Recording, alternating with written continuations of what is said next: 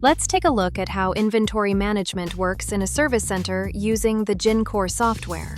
The inventory system is based on a bin location system. This means that every location, whether it's a shelf, a bin, or a slot where an item is stored, has its own unique address. To make tracking easier, you can assign names to all shelves, bins, and tables in your warehouse or workshop. Then just print self-adhesive barcode labels and stick them around your workspace. In the future, this will allow you to quickly move goods, spare parts, and repair orders using a barcode scanner. This address storage method is widely used by large companies to simplify navigation in warehouses and production facilities. Warehouse balances. This section displays all the items we have received into stock by their serial numbers. Here we can see the item name, serial number, and vendor code. Vendor codes are shortened product codes used for quick sales. This means you can sell an item using its vendor code instead of its unique serial number. This is highly convenient for identical products, like screen protectors or charging cables. Next is the date the item was received into stock. If you hover over the date, you'll see the exact time the item arrived at our warehouse. The following columns show the retail and purchase prices. The retail price is pulled automatically from the product card, which you can open by clicking the item's name. The purchase price is the exact amount we paid the supplier. Please note that once an item is received into stock, its purchase price cannot be changed. Next, we have the warehouse and location, the exact physical address of the item right now. Then comes the order client. This shows the repair ticket the item is linked to or currently reserved for. The next field is the order suppliers. This is the invoice or purchase order number used by the supplier to ship the goods. The last field is the supplier's name. As you may have noticed, there are empty checkboxes next to the items. You can use them to select multiple positions for mass processing. Just check the boxes next to the items you need and click this Mass Action button. From here, you can quickly sell items by clicking Sell, or create a purchase request for the supplier by clicking Buy. We can also write off items, transfer them, return them to the supplier, or print price lists and labels. Right next to the Mass Editing button is a filter. Here you can sort items by their current whereabouts, warehouse and location, product category, supplier, and the purchasing employee. Clicking on a product's serial number opens its card.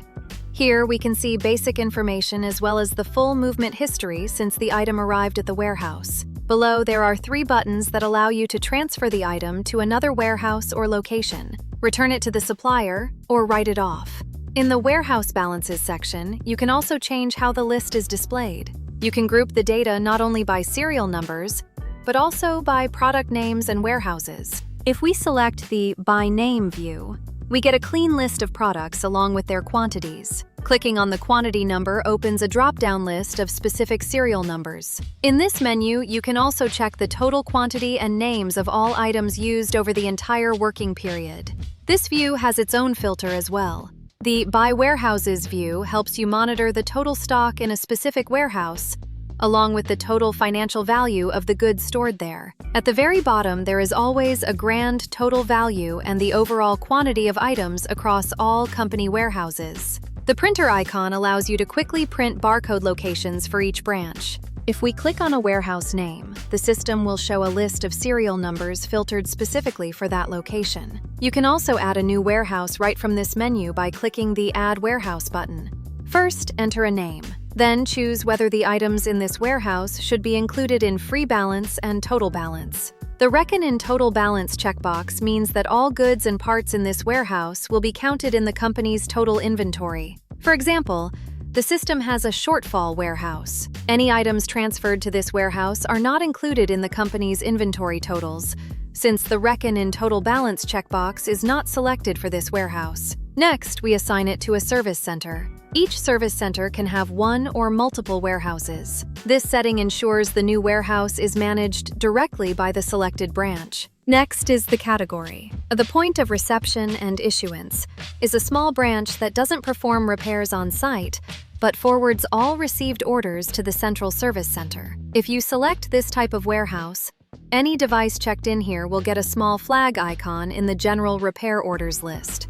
Main branches are always marked with a house icon. A service center is an independent, fully functional branch, which is marked with that house icon we just mentioned. The courier category is meant for your delivery staff. When you hand over a device for transport, you virtually transfer it to the courier's warehouse in the system. This way, you always know exactly where the item is. The final category is customer. This category is used exclusively when handing an item back to the client. The software already has a default system warehouse called Customer, where all issued items go. Everything moved to this warehouse is automatically removed from your free and total balance. Next, enter the address that will be printed on the customer's receipt, along with a phone number. Remember, you must specify at least one location, the exact storage spot, for example, shelf 1, shelf 2, and so on. Click Create. The new warehouse now appears in the main list. The Income Registration tab. This is where all approved and received supplier orders are displayed. In the main list, we can see the order number, the name of the employee who made the request, goods name, quantity, unit price, total batch value, and the amount paid to the supplier. Next, we see the supplier's name and the delivery date. It clearly shows who received the goods, when, and exactly how much was booked into stock. Let's look at the order statuses. Approved means the order has physically arrived at the warehouse and is being verified, but hasn't been posted yet. Simply put, internal serial numbers haven't been assigned to these items. Then we have the debit status. Next is the notes column. You might see the letters L or A here. L means the order was placed locally, and A means it was placed abroad. If you hover your mouse over an order line, a horizontal menu appears. By clicking the pencil icon, we can open the order card. From here, you can manually receive the items into stock and check which customer orders are waiting for these specific parts. You can only cancel an entire order if it hasn't been received into stock yet. We can also edit the order comment and print the receiving report. By clicking the barcode icon, you can do a mass print of serial numbers for the entire order. Naturally, supplier orders can also be filtered using the filter button. Right next to it is the Add Debit button. You can add goods to the system in 3 ways. First, by creating a supplier order in the Orders menu. Second, by importing an Excel file. Just select the option to upload a supplier's invoice in Excel format. The third way is to create a manual receipt. In this case, you create a standard supplier order but skip the waiting phase. You just specify the destination warehouse in the form and immediately receive the items into stock.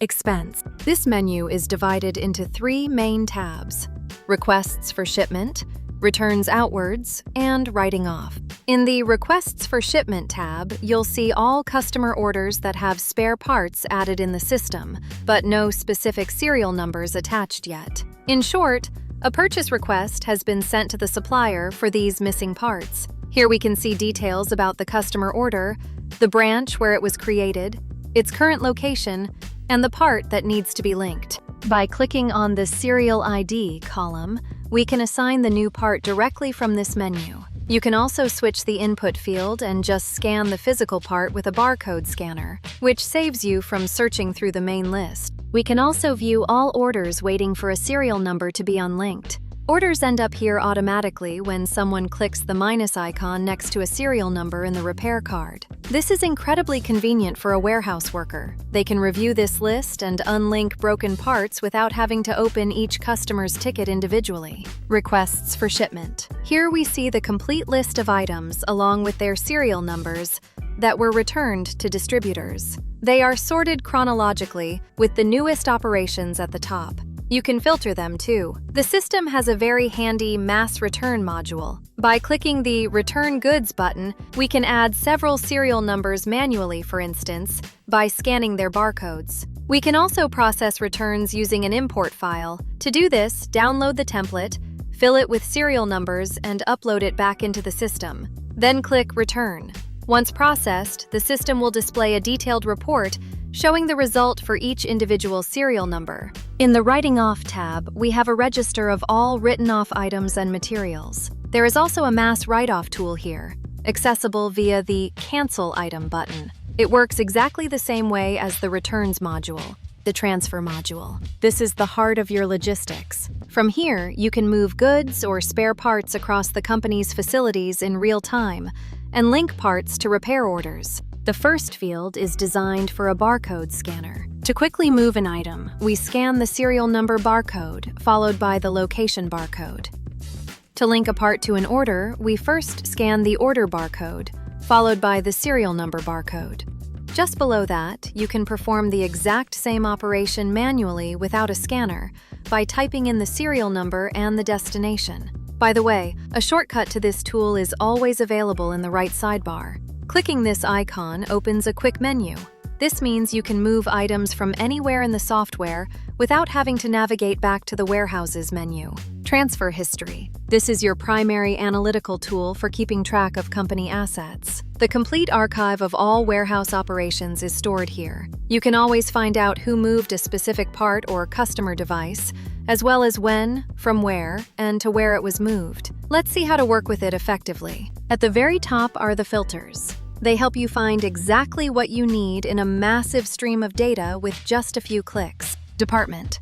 Select a specific branch to only see transfers that originated there. Responsible. Pick a staff member's name to see a full list of transfers they initiated. Search bar. Type in an order number, product name, or transfer ID to instantly pull up the history of a specific movement. Sender and receiver warehouses. Want to see a list of parts sent directly from the main warehouse to the workshop?